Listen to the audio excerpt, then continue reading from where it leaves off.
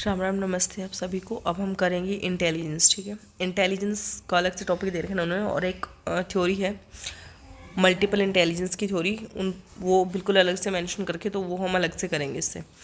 सबसे पहले बात करते हैं इंटेलिजेंस की कि इंटेलिजेंस होती क्या है। ठीक है, it is the ability to adjust with environment.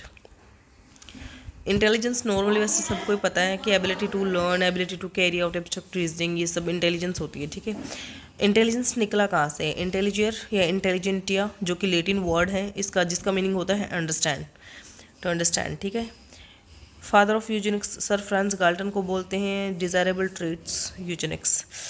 Intelligence, कुछ इंपॉर्टेंट टर्म्स पॉइंट्स मैंने बीच में ऐसे लिखे हुए हैं, ये देख लेना। यूजेनिक्स के फादर बोलते हैं सर फ्रांस गाल्टन को। ठीक है, इंटेलिजेंस क्वोशिएंट आईक्यू। आईक्यू के बारे में बात किसने की थी? सबसे पहले देखिए फॉर्मूला किसने दिया था? टर्मन ने दिया था। लुईस टर्मन ने 1916 में फॉर्मूला दिया था।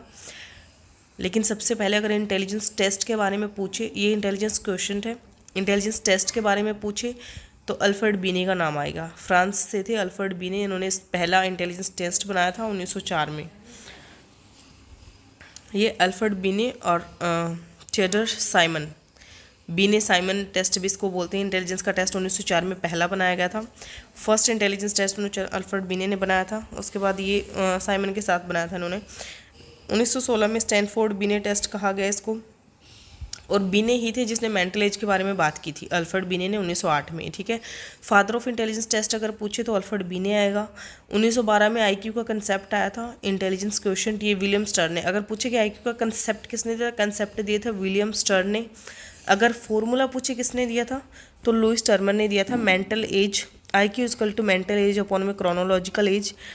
मेंटल एज के लिए एक टेस्ट होता है, उसके अकॉर्डिंग होती है, और क्रोनोलॉजिकल एज होती है जो कि उम्र होती है रियल में, जैसे 8-9 साल का है, 10 साल का है, जैसे भी है। इंडो में 100।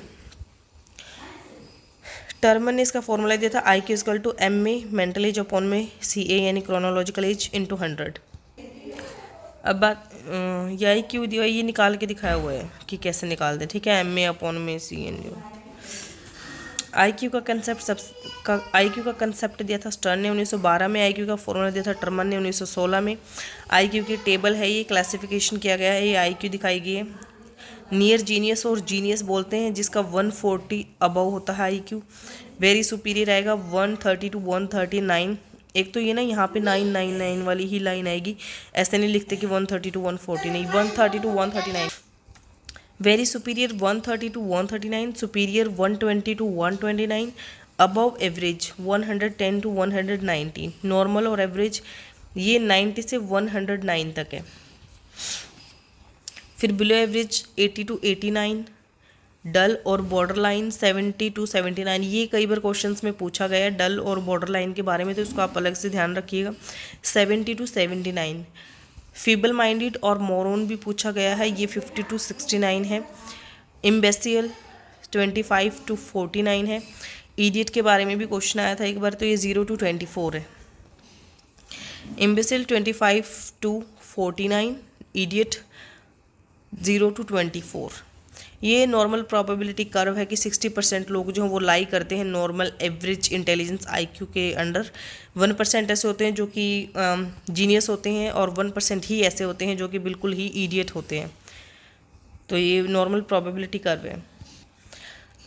एक रेंजुली ने मॉडल दिया था, ये गिफ्टेड चाइल्ड के लिए दिया था इन्होंने, जिसकी हाई एबिलिटी हो, हाई कमिटमेंट, हाई क्रिएटिविटी, ये इन तीनों के बारे में इन्होंने बात की थी। वो बच्चा गिफ्टेड होता है जिसके अंदर ये तीनों क्वालिटीज़ होती हैं। रेंजुली का मॉडल इसको बोलते हैं। नॉर्म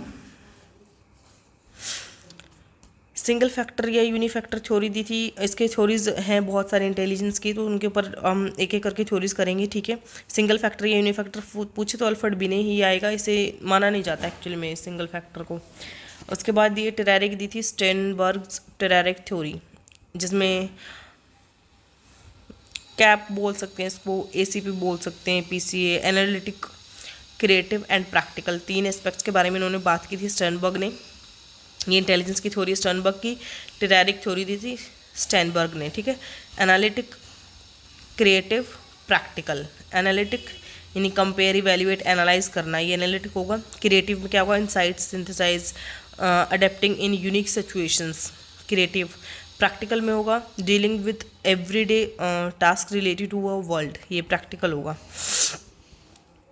इंटेलिजेंस थ्योरीज, इंटेलिजेंस होती क्या है, जिसमें प्रॉब्लम सॉल्विंग एबिलिटी हो, रीजनिंग एबिलिटी, एब्स्ट्रैक्ट थिंकिंग हो जिसके पास, अडेप्टेशन अकॉर्डिंग टू एनवायरमेंट यानी टुवार्ड्स एनवायरमेंट, ठीक है, इन्वायरमेंट में अच्छे से एडजस्ट करता हो, एब्स्ट्रैक्ट थिंकिंग हो, रीजनिंग हो, प्रॉब्लम सॉल्विंग एबिलिटी अगर है किसी बच्चे में तो वो इंटेलिजेंट है, ठीक है।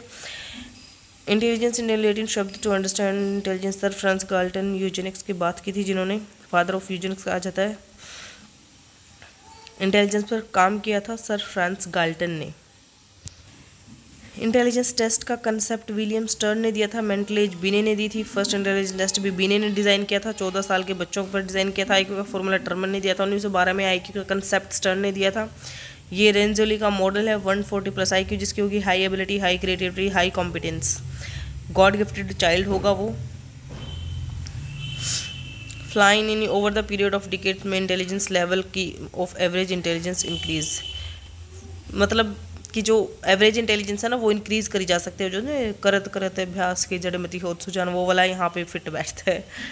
तो ये कुछ इंपॉर्टेंट है जो कि मोस्टली पेपर में देखे गए, जैसे बॉर्डर लाइन 70, 0 से 24 इडियट, 90 to 110 ये एवरेज के आएगा, 120 ये 140 ये गिफ्टेड में आएगा।